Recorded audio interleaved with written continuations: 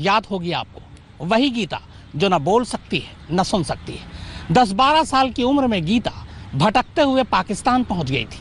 वहां एक एनजीओ ने उसे आसरा दिया, उसकी परवरिश की। फिर 2015 में तब की विदेश मंत्री सुषमा स्वराज की कोशिशों की वजह से गीता वापस हिंदुस्तान आई, लेकिन उसके बावजूद उसके माँ बाप का कोई सुराग नहीं मिला। लेकिन अब एक अच्छी खबर आ रही है, गीता की माँ का पता चल चुका है।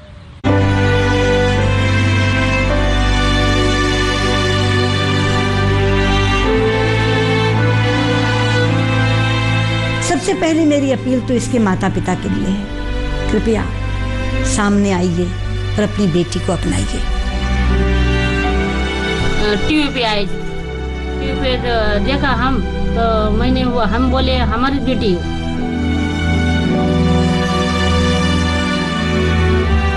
उसको पेट पे खून है, तो उन्हें कपड़ा नीचे ऊपर करी तो दिखाओ। एक माँ ही अपनी बच्ची के बारे में बता सकता है कि उसके शरीर पर किस किस तरह के चोट के निशान है, क्योंकि माँ से बेहतर कोई भी एक अपनी बिटिया को नहीं जान सकता। चाहे वो पाकिस्तान में रही बहुत अच्छे से रही, इंडिया में रही बहुत अच्छे से, जो जिस कंफर्ट जोन में रही, तो परिवार थोड़ा सा निर्धन वर्ग को बिलोंग करता है, तो वहाँ एडजस्टमेंट में थोड़ी दिक्कत।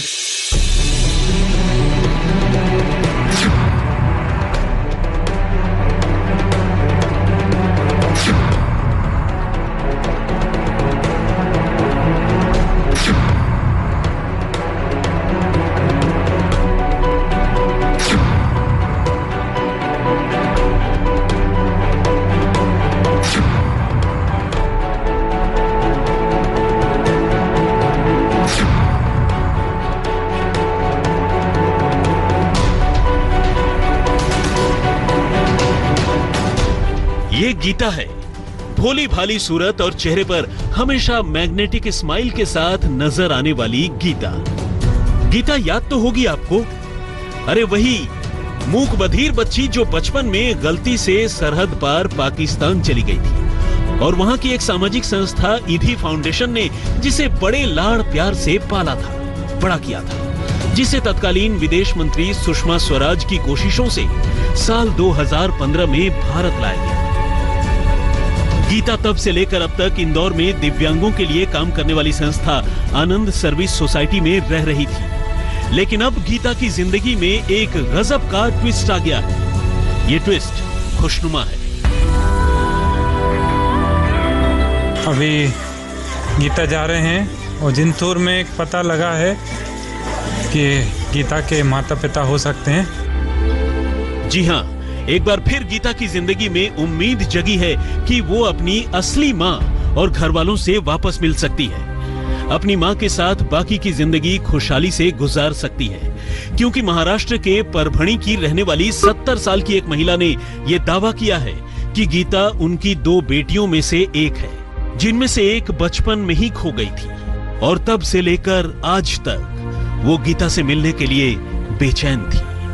मैं पुजारी है, तो वो मेरे पीछे आ गई, तो उसको बोली मैं गीता, तो उसको बोली मैं घर को जा, तो वो बोली रन्नी को लगी, तो मैं जोर से बोली घर को जा, बहुत चिल्ला रही वो, तो मैं उसको हकल दिया जोर से। वो मैं घर को गई क्या नहीं गई, मैं मंदिर के पास होती, तो मैं उसको घर को गई तो घर को नहीं मिली, तो मैं देखने गई मैं तो नहीं मिली। लेकिन ये पहला मौका नहीं है जब किसी ने खुद को गीता का रिश्तेदार बताया है, खुद को गीता के माँ बाप होने का दावा किया है।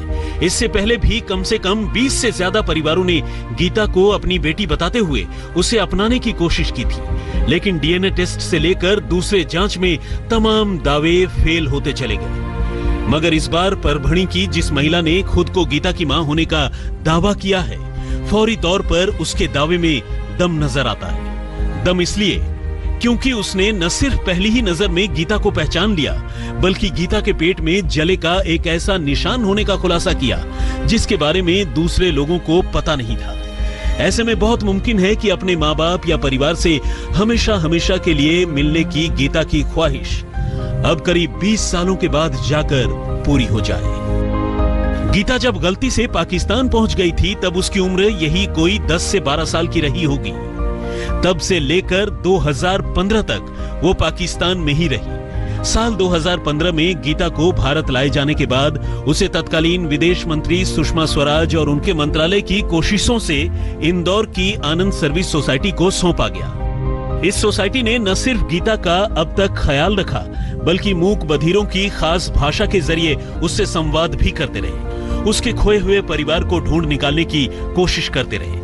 इस सिलसिले में संस्थान ने बिहेवियरल एक्टिविटीज के कुछ एक्सपर्ट्स के जरिए गीता के हाव भाव पर गौर किया। गीता संस्थान के लोगों से कई बार अपने बचपन की धुंधली यादों का जिक्र कर चुकी थी। इन यादों में छोटी नदी, मूंगफली व गन्ने के खेत, डीजल इंजन से चलने वाली रेलगाड़ी शामिल थी। और इत्तेफाक से ये चीजें महाराष्ट्र के मराठवाड़ा इलाके से मिलती जुलती हैं। फिर गीता जिस अंदाज में चावल खाती है और जिस तरह उसकी दाईं नाक में नोजपिन के लिए छेद है, वो भी महाराष्ट्र के इसी इलाके की सभ्यता संस्कृति से मेल खाती है। ऐसे में लगने लगा कि गीता का ताल्लुक मराठवाड़ा या तेलंगाना के किसी इलाके से होगा। फिर ये बताते थे कि इसके घर के जहाँ रेलवे स्टेशन, उसके बाद मैटरनिटी होम है, तो परभणी ऐसी जगह है जहाँ पे रेलवे स्टेशन भी है। और सबसे बड़ी बात जो क्लू निकला उसमें यह था कि ये बताती थी कि जो सन की पोजीशन है, सूर्य की जो स्थिति रहती है, सुबह का जो टाइम, वो एक ट्रेन चलती है नांदेड़ से अमृतसर सचखंड एक्सप्रेस, जो आज से 20 साल से 23 साल पहले भी वो ट्रेन संचालित थी। उसमें डीजल इंजन आज भी लगता है। और दूसरी बात यह है, ट्रेन, गीता बताती है कि ट्रेन का इंजन चेंज होता था। तो मनमाड़ में सचखंड एक्सप्रेस का ट्रेन का इंजन आज भी चेंज हो रहा है, जो आज से 23 साल पहले होता था। वो बहुत बड़ी क्लू थी कि वो ट्रेन, क्योंकि अमृतसर का कनेक्शन चाहिए, क्योंकि अमृतसर से ये समझौता एक्सप्रेस से पाकिस्तान गई है। तो ऐसी कोई ट्रेन जो डायरेक्ट अमृतसर से जुड़ती हो, तो वो ट्रेन सचखंड एक्सप्रेस है। इसके बाद आनंद सर्विस सोसाइटी ने महाराष्ट्र के परभणी में पहल फाउंडेशन से संपर्क किया और गीता के घर वालों को ढूंढने में उनकी मदद करने की अपील की। ये कोशिश रंग लाई और एक रोज कमाल हो गया। और इस दरमियान परभणी में एक संस्था है पहल फाउंडेशन, उनके टच में मैं जो मूक बधिर बच्चे हैं उनके लिए राष्ट्रीय स्तर पे क्लासेस लेता हूं। तो बात चल रही थी, तो उन्होंने कहा कि हमारे यहाँ डीजल इंजन से ट्रेन आज भी चल रही है और गन्ने का खेती भी यहाँ पर होता है। वहाँ से हमको कुछ हिंट लगना शुरू हुई थी। और दूसरी बात ये थी कि जो जिस तरह से पाठ पूजा करती है, तो ऐसा लगता था कि शायद किसी ब्राह्मण परिवार को या उससे मिलते जुलते परिवार को बिलोंग करती होगी। अभी गीता जा रहे हैं और जिंतूर में एक पता लगा है कि गीता के माता पिता हो सकते हैं। सोसाइटी के लोग गीता को परभणी के जिंतूर लेकर गए और वहां के लोगों से गीता को पहचानने की अपील की।